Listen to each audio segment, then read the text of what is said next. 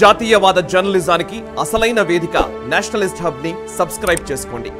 Notifications కోసం bell icon పై click చేయండి. ఇకపోతే మద్రాస్ హైకోర్టు తీర్పు సురేష్ గారు హిందువులందరికీ కూడా చాలా చాలా సంతోషాన్ని కలిగించేటువంటి విషయం. శ్రీమతి గారు ఆవిడ తీర్పు ఇవ్వడం జరిగింది.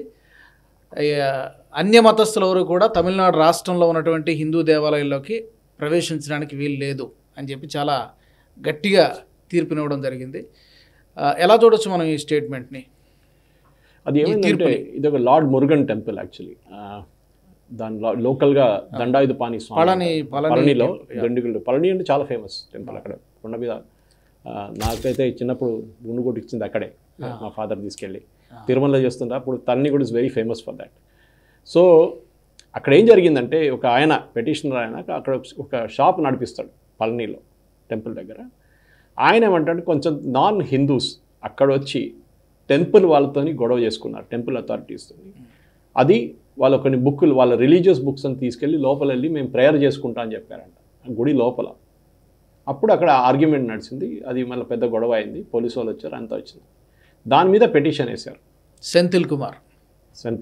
ఆయన పెటిషన్ వేసిన దానికి ఏమన్నారంటే ఇది ప్లేస్ ఆఫ్ వర్షిప్, ఇది పిక్నిక్ స్పాట్ కాదు. అది జడ్జి చెప్పారు. అది this is a place of worship, not picnic spot. అది కరెక్టే.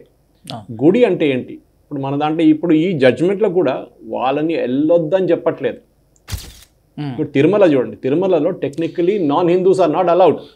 సైన్ చేయాలి. జగన్ గారు వెళ్తే సైన్ చేస్తారు. అంటే I believe in the concept of Hinduism అని అట్లాంటి ఏదో వర్డ్ యూజ్ చేసి సైన్ చేస్తారు. హిందూ కాదు నేను, కానీ I believe in the concept of Hinduism. వెళ్ళండి మీరు లోపలికి వెళ్ళి.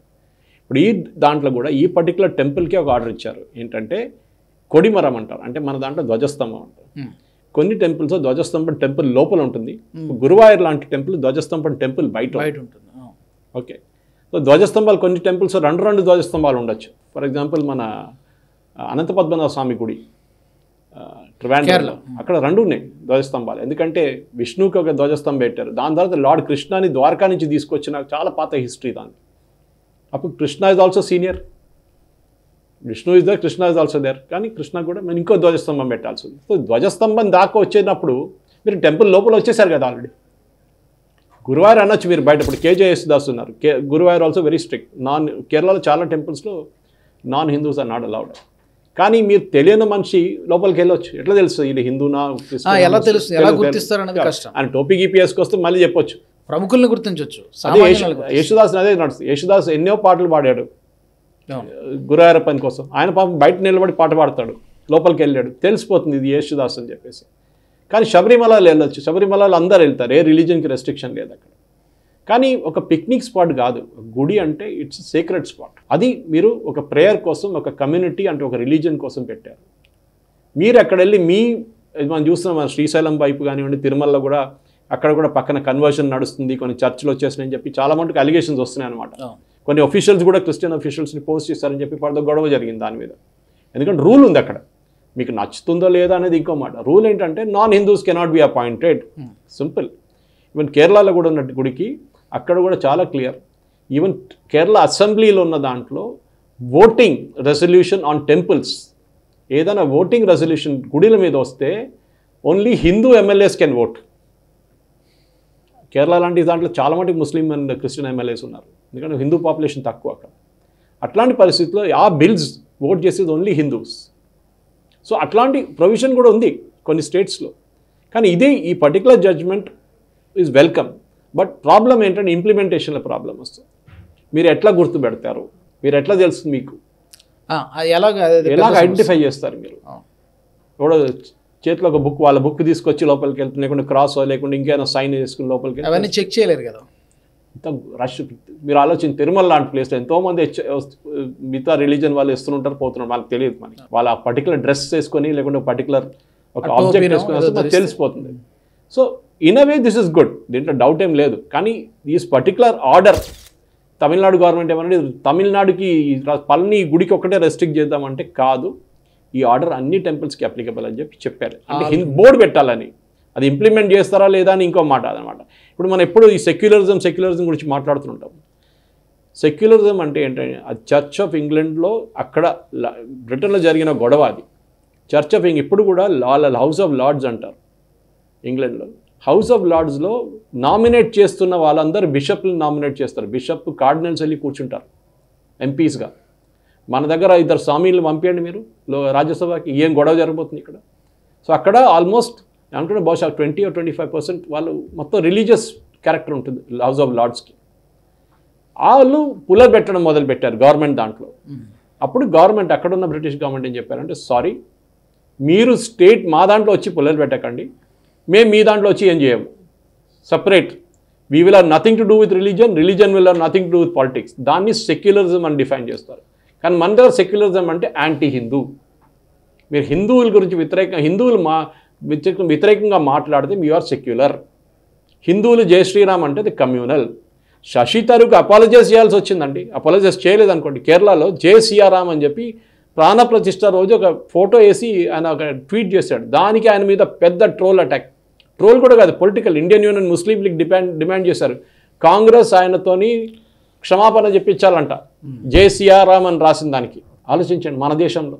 సో ఈ పర్టికులర్ ఇన్సిడెంట్లో కూడా డెఫినెట్గా ఇది ఆల్రెడీ ఉంది, చాలా మటుకు స్టేట్స్లో ఉన్నారు ఇది. ఈ సేమ్ థింగ్, ఎందుకంటే బిరదేశ్వర టెంపుల్ తీసుకుంది, జడ్జి చెప్పారు, ఈ పర్టికులర్ జడ్జ్మెంట్లో చెప్పారు. ఇట్ ఈస్ బిరదేశ్వర టెంపుల్, తంజావూరులో పెద్ద కోయిల్, చాలా పెద్ద బ్యూటిఫుల్ టెంపుల్ అది. అక్కడ పిక్నిక్ స్పాట్గా యూజ్ చేసుకుంటారు చాలామంది.